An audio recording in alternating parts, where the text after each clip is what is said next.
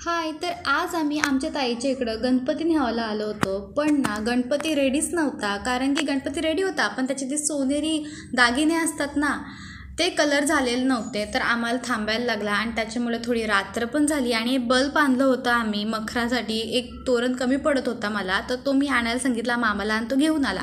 तर नंतर बघा किती कालोख झाला गणपती घरी घेऊन जायला. आम्ही टेम्पोत गणपती घेऊन गेलो आणि त्याच्यातनं पाऊस पण नंतर खूप लागला होता. आम्ही नंतर टेम्पोचा जो पडदा आहे तो नंतर पाडला. आणि गणपतीचा आज आहे पहिला दिवस आणि इथे मला काढायचा आहे कणा. तर कोणत्या कलरचा काढू, तर मी काढला लाल कलरचा कणा. मस्त वाटत होता पण तो सुकतच नव्हता. तर मी घेतला हेअर ड्रायर आणि त्याच्याने हा सुकवून काढला. कारण की मी थोडी लेट उठलो आज, कारण की मखर करायचं, त्याच्यामुळे थोडा जागरण झाला. आणि किचनमध्ये आलो आणि बघते तर आई करते मोदक. तर आईला बोललो तुला चालू दे, तू काय करतस ते. आणि नंतर आई बोलली आता आलीसच आहेस तर मला तू पुऱ्या लाटून दे. तर मी तिला बोललो ओके दे तर तुला पुऱ्या लाटून.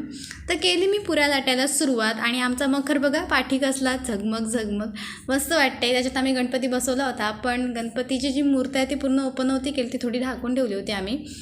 आणि 12 वाजता गणपतीची आरती करायची असते आणि वाजले होते घड्याळात 9. तर पटापटापट सगळं आटपायला लागतं, कारण की गणपती घरात बसला ना की कधी वेळ निघून जातो हे आपल्याला समजत नाही. आणि मला भूक लागली होती, मी एक वडापाव खाल्ला. आणि हे आज आम्ही सगळे पक्वान बनवलेले आहेत: मोदक, गुलाबजाम, खीर, पुऱ्या आणि पुरणपोळी. एवढं सगळं, अजून रवा पण बनवला होता. सगळं बनवलं होतं. आणि नंतर हे बघा दाखवते, याच्यात रवा आहे.